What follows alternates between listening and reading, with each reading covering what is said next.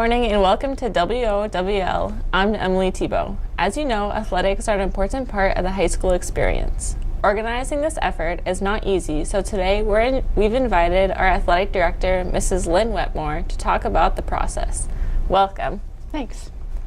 So our first question is, what is your role as an athletic director? So the main role for me is to schedule all the sporting events, soccer, basketball, baseball, softball, all the events, the sporting events that we have at school. The major thing that I do is to schedule those into the calendar and with all the different schools.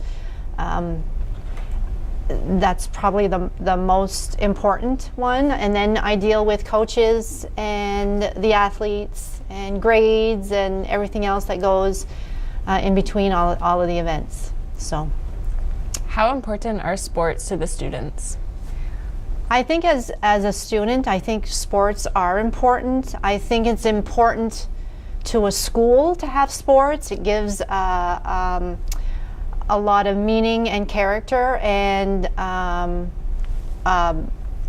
social skills and recognizing your school when people participate in sports. I think for students, I think it provides a way to be as part of a group, a way to exercise, to keep fit, to deal with problems, because there's always problems on the field, and you deal with problems when you're on the field, and because of that you are able to deal with it when you're out and about in your life. So I think it's just important for everybody, and it doesn't necessarily have to be an organized sport as in a school. It's going out and doing something that you like to do. I mean, and you can golf, you can swim, you can run, hike, ski, do whatever. It doesn't necessarily have to be an organized sport in school. I was just talking to a student on my way up here. He's a boxer. So, that's just a different way of a different kind of sport. How do you coordinate the athletic schedule with other schools? Every 3 months, the athletic directors in Aroostook County get together, and we have calendars. All of us have calendars, and we use the schedules that we had the year before, and we all go to each other and say, okay, we played you on February 2nd, and so let's do the reciprocal date, whichever date that is, and can we still do it at that time the following year? And that works out really well. We have set opponents from that we make a schedule for all the schools in Aroostook County, and each school has their opponents. That's a main schedule that the athletic directors work on. But what's difficult is in January I do the soccer schedule, so I'm 7-8 months in advance. A lot can happen between those months and the start of the soccer season.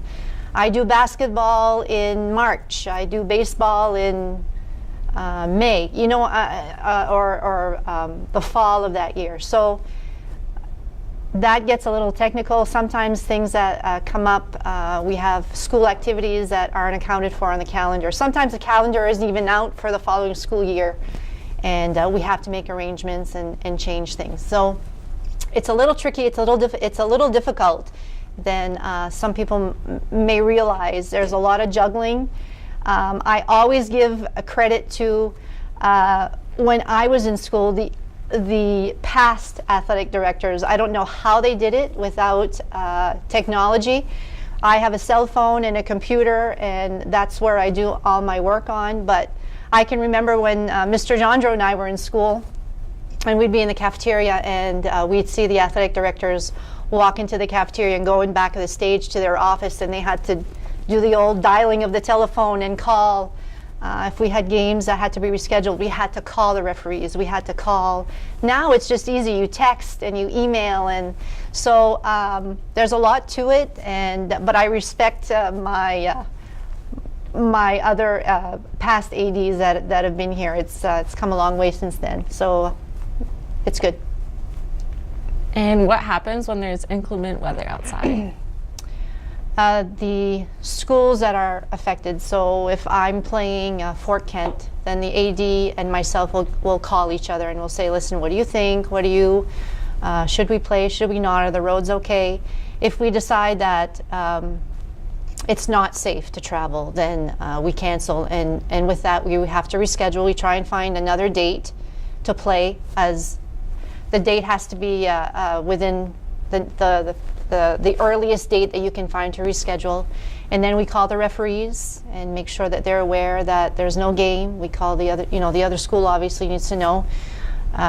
Parents, we make announcements at the school, and then the kids come all out and they call their parents or whoever, and so it's a little difficult, but with technology now it's much easier, and it's really great working with the ADs, because we're pretty good at communicating. You have to communicate. Mm-hmm.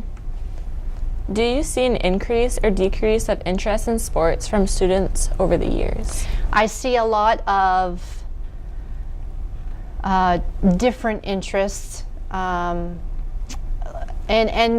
more so as well because we've added a cross-country team, we've added a JV girls soccer team, we added a JV boys basketball team. So there's more interest, or there's more kids that are coming out and participating, and we're able to, as a school system, we're able to help those kids participate. Before, it was just varsity sports, and we had to do away with JV sports because of budgeting issues. But now that we're able to offer the JV, it gives them a chance to actually play, build their skills until they get to the varsity level. So I think that there's been a bit more interest, but there's also been some interest in other, a lot of the kids are dancing, or a lot of the kids are doing other sports, not necessarily in school, which is great. What part of your job is the most difficult? The scheduling. The scheduling is the hardest, because you want to please the kids, you want the kids to have a great schedule. You don't want them having hard games the whole week, or 4 or 5 games during a week and 1 game the next week. You want to be fair to the kids, you want to be fair to the coaches, it's just hard. It's just other schools are involved, referees are involved. There's just a big internet of stuff going on. So I think that's been the hardest. Like I said earlier, the other ADs make it easier. The veteran ADs that have been there for a while make it a bit easier.